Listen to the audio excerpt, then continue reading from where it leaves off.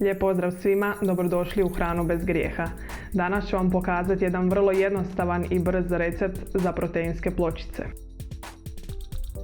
U današnjem videu ću koristiti med koji dolazi sa OPG-a Filipović. Ovaj med je 100% prirodan i hvala OPG-u Filipović što mi je poslao ove predivne teglice. Hvala Print Studiju na ovim prekrasnim majicama i isprintali smo nekoliko verzija ovih majica koje ćete moći vidjeti u narednim videima.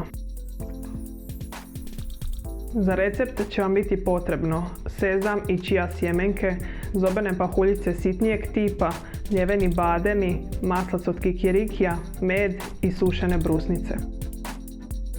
U veću zdjelu dodajte zobene pahuljice, mljevene bademe, čija sjemenke i sezam, te ih dobro promiješajte.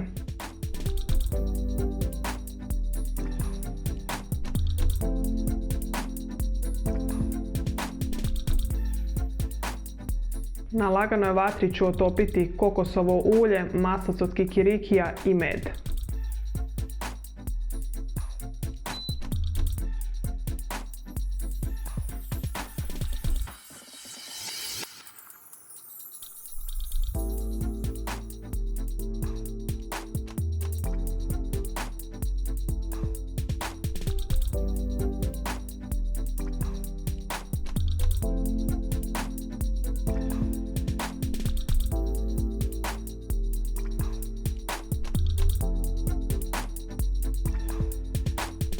Otopljene sastojke ću povezati sa suhima i dodati sušene brusnice.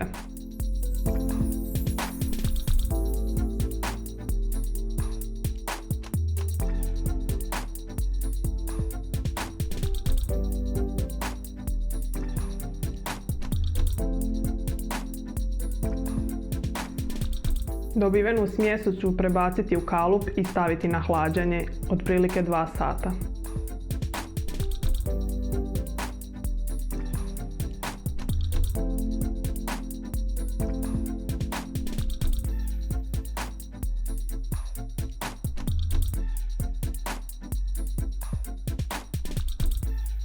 Kada se masa prohladila, slobodno ju izrežite na željene komade i poslužite.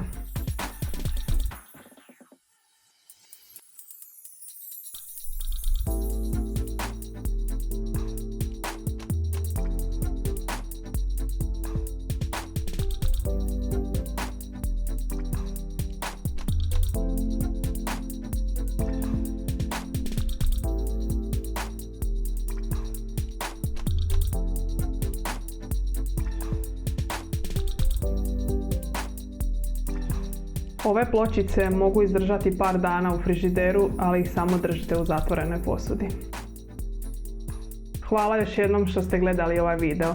Pisani recept za ove pločice se nalazi na mom blogu hranabezgrijeha.com, a sve ostale informacije se nalaze dolje u opisu videa. Bok!